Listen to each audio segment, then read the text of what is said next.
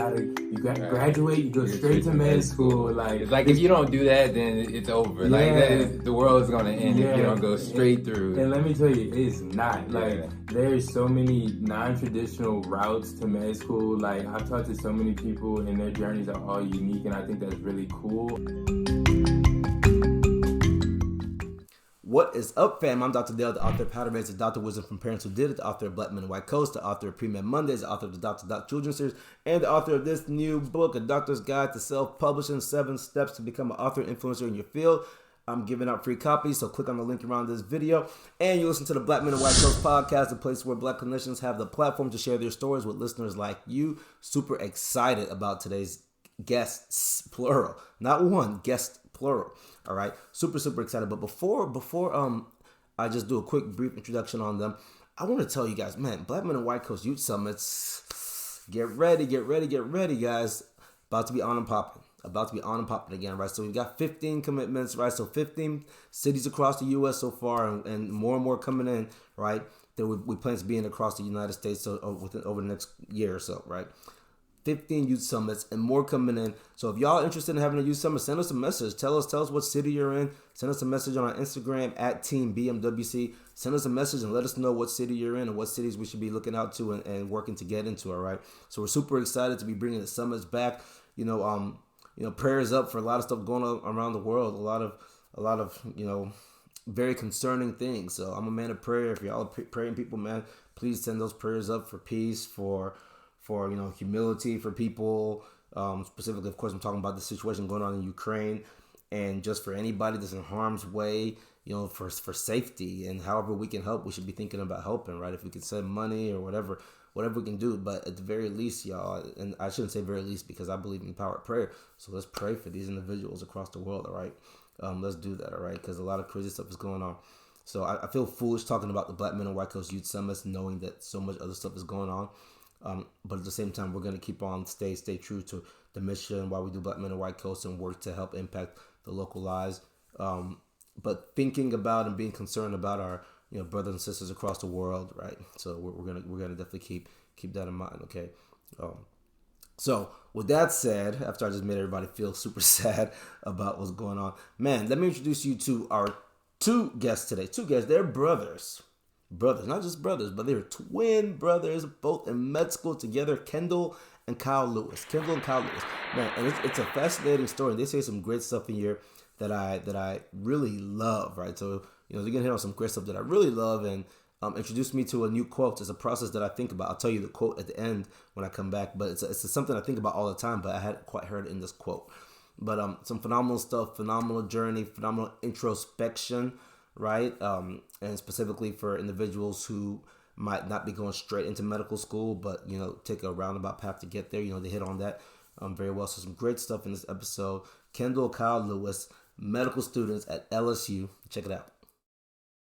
Hey everyone, how are y'all doing today? My name is Kendall Lewis. I'm a third-year medical student at LSU Health Shreveport. And first off, I want to just start off by saying thank you to Dr. Dale for this opportunity to allow us to share a little bit of our journey with you guys. I hope y'all enjoy it. You're in for a treat. Hi, my name is Kyle Lewis. I'm also a third-year medical student at LSU Health Shreveport. Like my brother was saying, we just want to, kind of take you on this journey and just kind of show you how we've gotten to this point, being in our white coats. Thank you, Dr. Dell, for allowing us to share our story. So we're just going to start out by, from the beginning. We're originally from Slidell, Louisiana. It's about 30 minutes outside of New Orleans.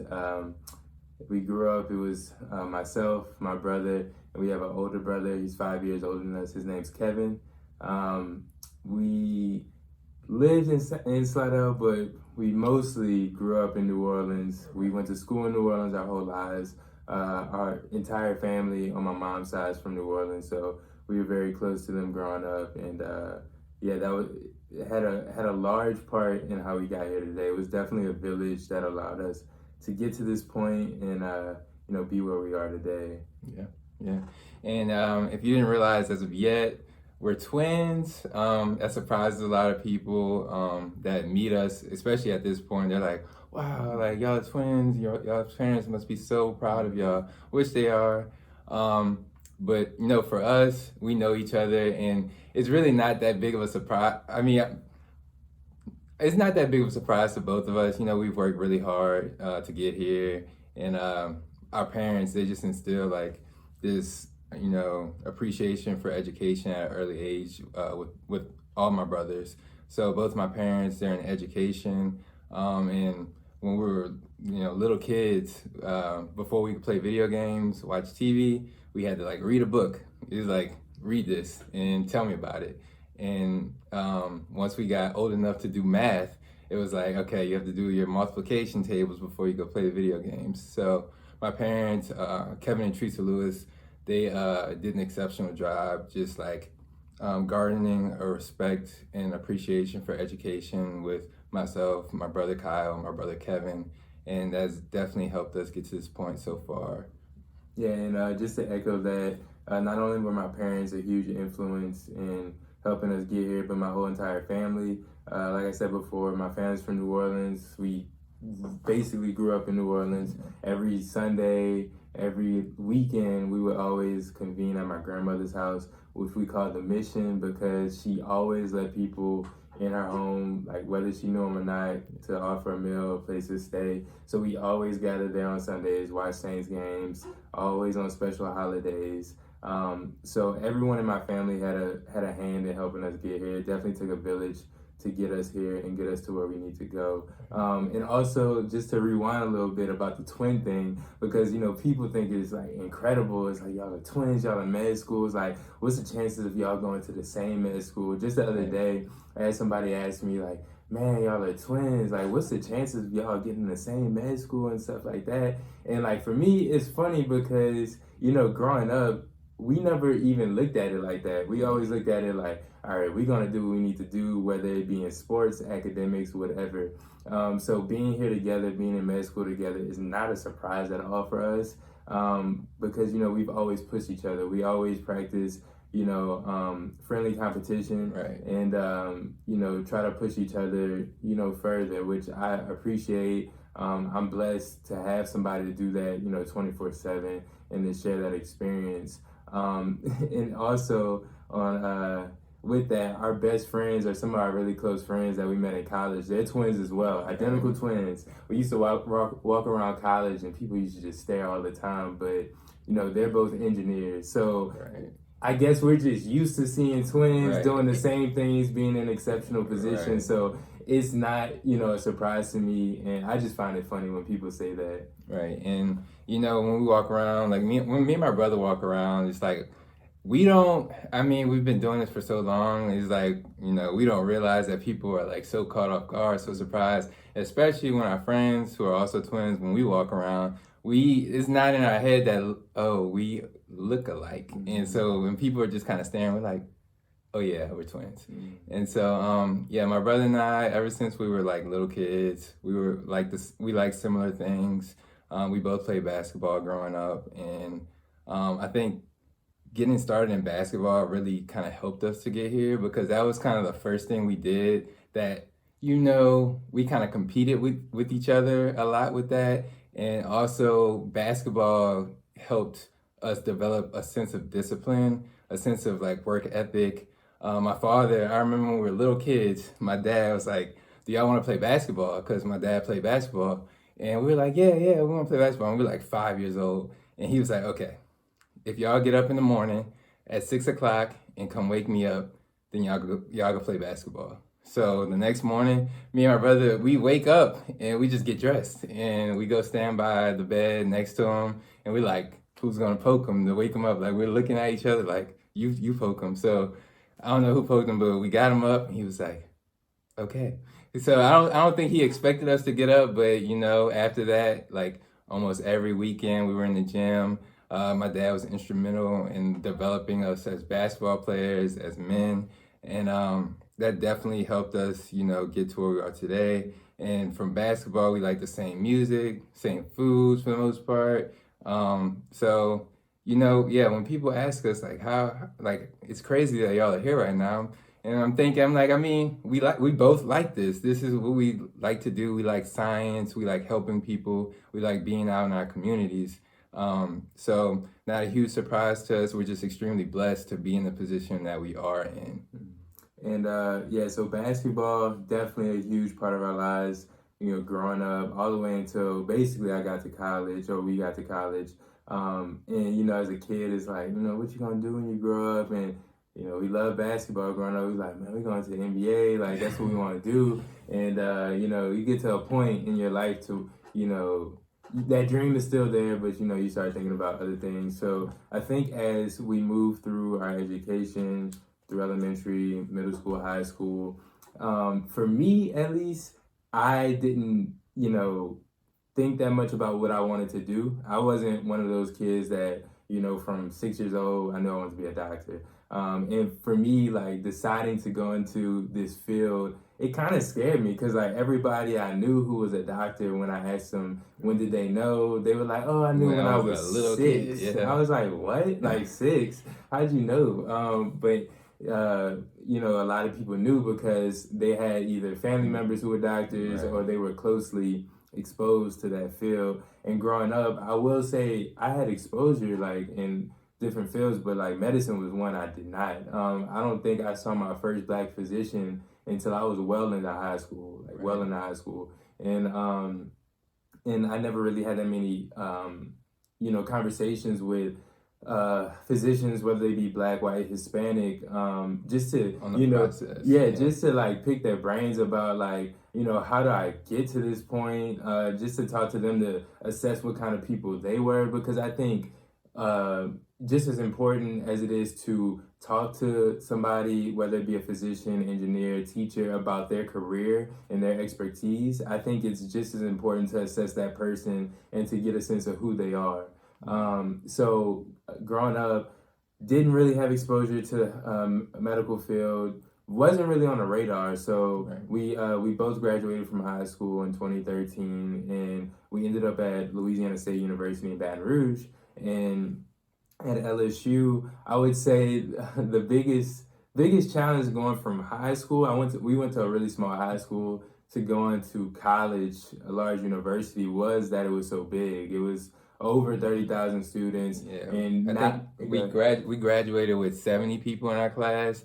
I remember one of my classes at LSU had like 900 people in it, and I was like, this is new. Honestly, I was kind of one of the reasons I wanted to go to LSU, just because it was a change of pace from what I was used to. It was just a lot bigger. You were, kind of like looking forward to just meeting a whole, diverse group of people, with it being, 30,000 plus students, going to the football games, just kind of getting the whole college experience. But it was definitely a change of pace, but definitely a change for the better, because I think being exposed to, situations you're not that comfortable with, do help you grow as a person. And also, kind of helps in every aspect of your life. Nothing's going to stay the same forever. There's constant change. So, that was a good change for us. Yeah, for sure. Being able to figure out that balance and, wanting to have fun, but also wanting to hit the books, I think that's definitely carried over into med school now. So as we moved through LSU, we were kinesiology majors. For, people who don't know, it's basically the study of human movement. And in that major, you can go and become an occupational therapist, physical therapist, a physician's assistant, as a pre-med track, athletic trainer. You can kind of go in every direction with that. So I really like the versatility of that degree. Of that major in undergrad. You can, with kinesiology, for me, I liked it because it was a perfect mix of like science with like practical things that you can use. Like, we were learning how to do like different types of physical exams, like exercise tests on people. So we were kind of applying that science stuff in undergrad to like real life at that point. So like exercise physiology, like how somebody reacts to a treadmill test, like those were the type of things that were interesting to me. Yeah, and so we picked that field because from early on we kind of knew like healthcare is probably like where we're gonna end up at. We both enjoy helping others and being involved in like the community. And I think healthcare is unique in that it offers you a chance to help people, but also to be in your community as much as you want. So we both chose that field, that degree to pursue. And as we kind of got towards the end of our college careers, we were thinking of going in one direction, and then after like a lot of prayer and a lot of like conversation, we decided, you know what, we're gonna switch and we're gonna, do pre-med and pursue medical school. So we did that, and we graduated. Now, a lot of people these days they're kind of like, you gotta Right. graduate, you go straight to med school. Like It's like if you don't do that, then it's over. Like the world is gonna end if you don't go straight through. And let me tell you, it's not. Yeah. Like there's so many non-traditional routes to med school. Like I've talked to so many people, and their journeys are all unique, and I think that's really cool about med school and professional school in general. Like people, they go and have their own careers for like several years, and then decide to come back to med school. So it's okay. Don't think you have to go straight from college. We actually took 2 years off, and I think to hit on that, I speak with students, undergrad students sometimes, and that's one of their biggest like concerns. It was what brings them the most anxiety. And applying to med school and thinking about going to med school is a very kind of nerve-wracking experience. But when people are like, if I take time off, like that's just making me real anxious, like to do that. My advice to people who are considering taking time off, take that time to get more familiar with the healthcare field, and also take the time to just continue to grow as a person. Go do things, go see unique experiences, because you've been in college for 4 years, and now you're gonna jump into med school for 4 years. That's nonstop school for the most part. So you don't get those opportunities to go do those things, to go see places, meet, learn about different cultures. So, if you take that time off, it allows you to not only strengthen your application, but also, just develop as a person and just see new things, which will, make you probably a better candidate for med school. So take that time. Don't worry about it. It will be okay. Just, stay prayed up, keep your family around you, your support system around you, and they'll get you through it. Time out. All right, excuse the interruption, but I've got something special for you all. I'm going to give you this book. I've written this book. I'm going to give it to you for free. It's called The Doctor's Guide to Self-Publishing, 7 Steps to Become an Author and Influencer in Your Field. I'm going to give you the book for free, but only if you're serious about becoming an author, only if you're serious about writing your book, all right? So this book is for any healthcare professional, anybody in the field of health who's ever dreamt of becoming an author, who's ever had an idea that they wanted to write a book about. This is for you. So many people say, Dr. Dale, how do you write all these books? This is book number 9 for me. How do you write and publish all these books? I want to do it too. Well, I'm going to tell you how I did it right here in this book. You can see some of my other books right there behind me. And again, this is book number 9 I wrote for you. I'm going to give it to you for free. Again, you've got to cover shipping and handling, just a few bucks, but I've already bought a whole bunch of these. You're sitting in boxes right behind my desk, and we're going to mail them out to you. I'm going to tell you how I write the books. I'm going to tell you my strategies. I'm going to tell you how I hit the Amazon bestseller list. I'm going to tell you how I get the speaking engagements from the books, right? And all that stuff is so important, not because it looks cool and it's nice to write books and such, but because it helps me move closer to my mission, the calling that I have, and accomplishing the goals that I've set for myself in my career so I can impact the world. And if you've got a calling, if you have a mission, and if you're trying to impact the world, I want to help you do it too. That's why I wrote this book, and that's why I'm going to give it to you for free. So there's going to be a link around here somewhere. Click on that link, get your free copy of this book. All right, let's get back to the episode. So our 2 years off, we actually ended up working at an urgent care center in New Orleans, Louisiana, in the 9th Ward. For people who don't know, first of all, New Orleans, is a city of, is a family. Like, everybody's a family. You'll meet a stranger, and then within 10 minutes... That's your cousin. Yeah. It's like that person your whole life. Yeah. But we worked in the 9th Ward, and we worked at a clinic, and the clinic was owned and operated by a Black physician. His name was Dr. Jones. He had a insurmountable impact on us being where we are now. But at the clinic, for me, that really solidified that, this is my future. This is what I want to do. Just from the unique patients we saw, patients who showed so much gratitude because in that area of New Orleans in general, there's a deficit in primary care and just in Just in healthcare health, services in general. healthcare, education. There's a multiple, different, kind of industries and avenues that are kind of deficient in New Orleans. So, but, that area was definitely like education wasn't the greatest, healthcare not the greatest, and a lot of people had low socioeconomic status, so they didn't have transportation to get, downtown to actually make their primary care appointments. So, the clinic was like a great resource for them because it kind of served the purpose. It was an urgent care, but it served the purpose of the needs of that community. The people couldn't get to their appointments, so the clinic kind of was like the middleman between getting a patient from their primary care appointment from like 3 months ago to the one that's 3 months in the future. So he kind of was in that gap. Yeah, and for a lot of patients, it just served as a primary care office. Right. Which, I mean, it shouldn't serve like that, but because of the resources that are not there, that's what it had to be. And we were happy as a clinic to provide that as much as we could.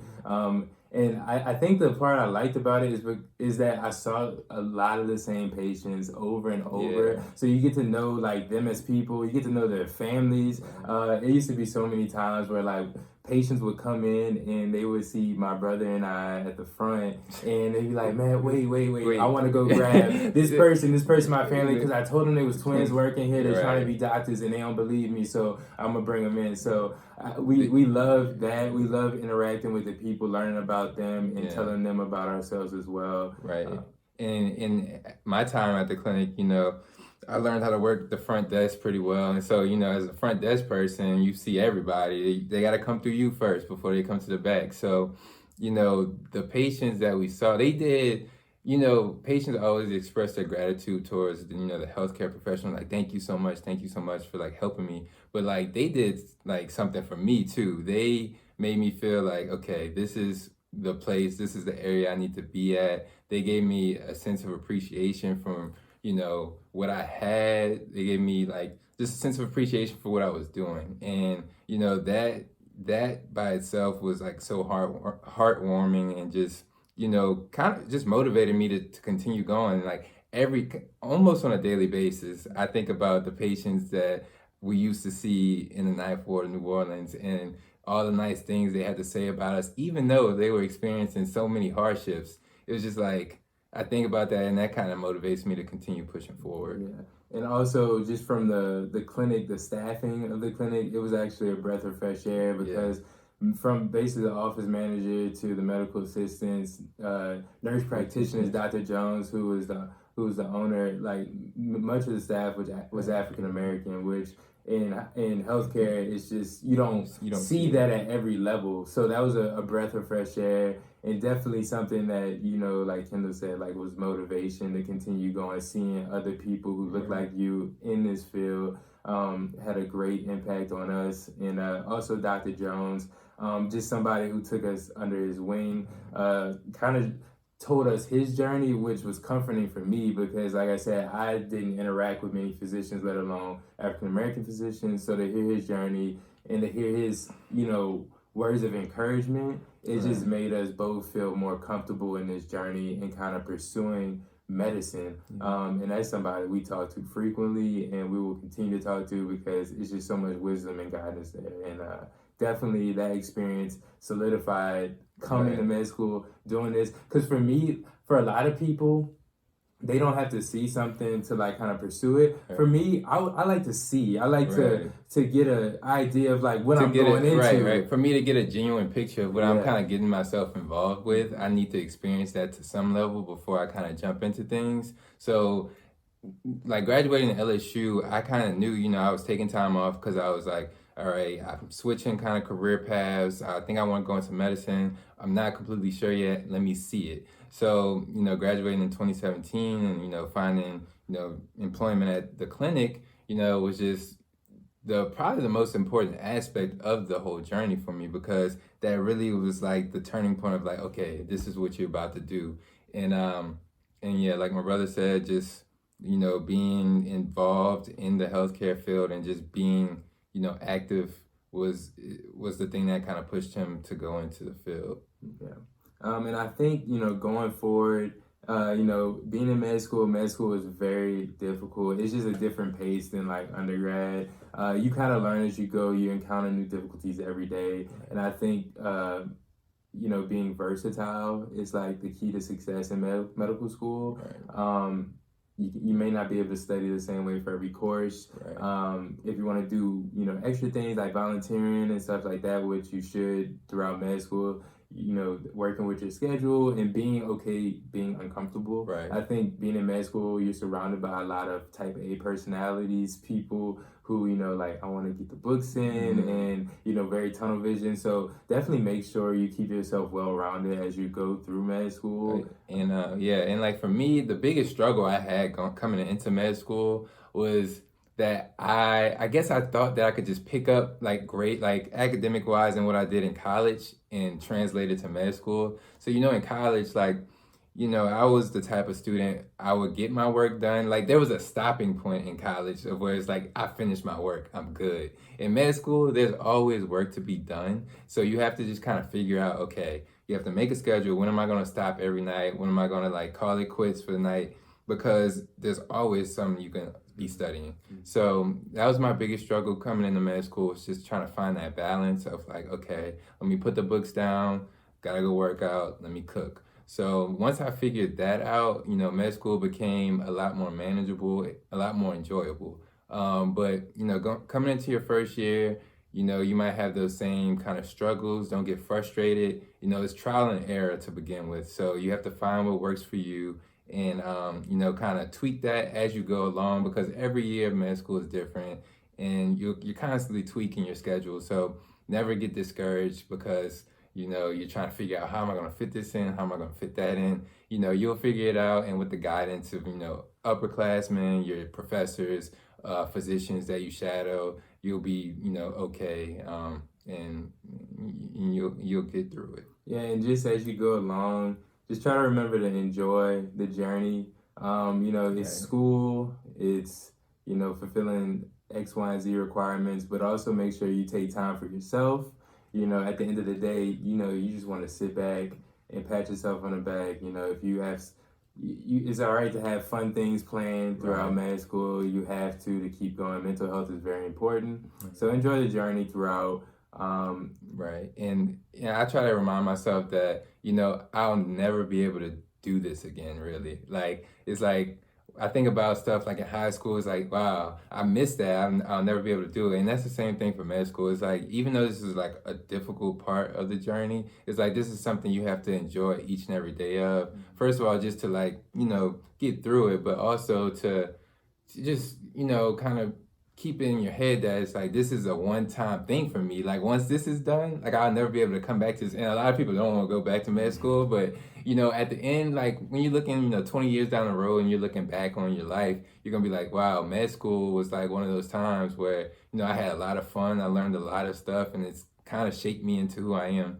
my future self, like who I am today. So just enjoy like every moment you can of the journey. Cause in the words of Steve Jobs, and this is a quote that, I constantly remind myself every day, the journey is the reward. Everybody thinks, once you get to, a tending position, that's the reward. For some people, it is the reward. And, everybody's looking forward to that point, but it's really the journey. Like each part of your journey is the reward, because you'll never be able to do it again. So enjoy every moment of it. Yeah. And I think for me, as I continue through this journey, I think what I want, my legacy to be in medicine is that of, helping others. I think earlier in the video, I alluded to a village getting us here to where we are. And I will never ever say I got here by myself, because that is completely untrue. I just want to be able to, years from now, even now, as a med student, just be a part of somebody's village, allow them to get either to this point if they want to pursue medicine or to whatever career they want to pursue.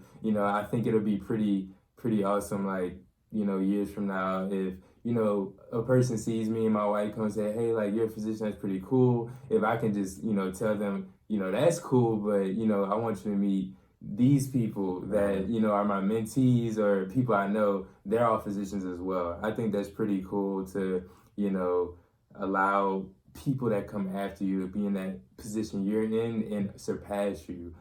So hopefully years from now, I have people I know and I'm helping along surpass me in where I am in my journey in my life. And to just, you know, piggyback off that, I just want my legacy in medicine to just be one of, you know, that guy. He did everything he possibly could for his patients. Like anything they needed, he was there. And also to just be the person to like continue to pass the torch and to help others. Because it's all about, you know, lending a hand to the person behind you. Because at the end of the day, it's all about, you know, helping the person behind you, helping that young kid become what they want to be in life and achieve their dream as well. And that's just a little bit of our journey. Thank you guys for tuning in, for listening. Thank you, Dr. Dell, again for this opportunity. And just to end it, my name is Kendall Lewis, and I am a black man in a white coat. And my name is Kyle Lewis, and I'm a black man in a white coat. Thank you guys so much. Thank you. Told you they were dropping knowledge. I told you, really fascinating stuff. Something that I thought was really interesting was, you know, you're talking about being twins, and they never, sometimes they kind of forget that they're twins, right? So they're walking down the street, like, why are people looking at us like that? And they forget it. And to them, because they've grown up their whole life like that, they don't think too much about how unique it is to be twins and going along the same journey. And this is what I found fascinating about all that, is the fact that, you know, at one point, Kendall or Kyle or Kendall, I don't know, y'all look so much alike to me. I don't know which one of y'all is which. Actually, y'all don't look that much alike, actually. But one of y'all said that it was really cool just having somebody there along the whole journey with you to help you develop. So that's a really cool thing about twins. That's a lesson that we should take home from this, right? Having somebody there, your accountability partner along the journey. So they were twins. They did everything together. They loved everything together. They loved basketball, all that stuff. So they had that accountability partner, right? But it doesn't have to be a twin. So you see my wife in the video behind me, right? See my wife. So first of all, those of y'all who are just listening, check the videos out on YouTube, right? Or watch them on the website at blackmenandwhitecoats.org, and make sure you subscribe to these videos on YouTube, to the podcast. Like them, help us get our numbers up, right? So we can keep on making great content for you all and putting it out there. Back to what I was saying before I got so scatterbrained. My wife, now wife, in college, she was my person, right? We did all the studying and stuff together. She was my accountability partner, right? So Kendall and Kyle had each other, but a major take-home lesson for anybody who's on this journey, not just medicine journey, but some of you all, a lot of our listeners actually are already doctors. I dare say most of our listeners might already be doctors. So even whatever you want to do, right, as you're moving in your career path, whether it's private practice, academic medicine, business, whatever you do, real estate, so many things that doctors are into, right? Whatever it is that you're doing, get an accountability buddy to do it with you, right? Get an accountability buddy to do it with you. The quote that I mentioned that I really, really loved was the Steve Jobs quote about the journey is the reward. The journey is the reward. And I love that. I always say, you know, it's not about the end. It's about who you become on the journey, right? It's not about do you win. It's not about, you know, sports are an easy analogy. And I love how they talked about sports being beneficial as well. But sports are an easy analogy. It's not about whether or not you win the championship. It's about the person you're becoming while you're working towards that championship, right? The journey is a reward. And I love that. I think that's something that's really important for you know, people to think about no matter what they're trying to achieve in life. Right, no matter what they're trying to achieve in life. As us, you know, we have our Black Men and White Coats podcast. We're building up, right? So, of course, I want it to be this great podcast that's just impacting everybody's lives in and outside of medicine. But the journey, just me sitting here talking to you all, that's the reward. I get so much joy and pleasure from that, right? That's the reward itself. And I love it that Kendall or Kyle, one of y'all, man, brought that up because it's such an important thing, man. But, man, Kendall, Kyle, you know, Black Men and White Coats, I really appreciate y'all. Student Doctors Lewis, I really appreciate y'all. Stay on the ground, keep on doing your thing, keep inspiring. The same way Dr. Jones, doctor you worked with, inspired you all. You keep inspiring the next generation. Means a lot, all right?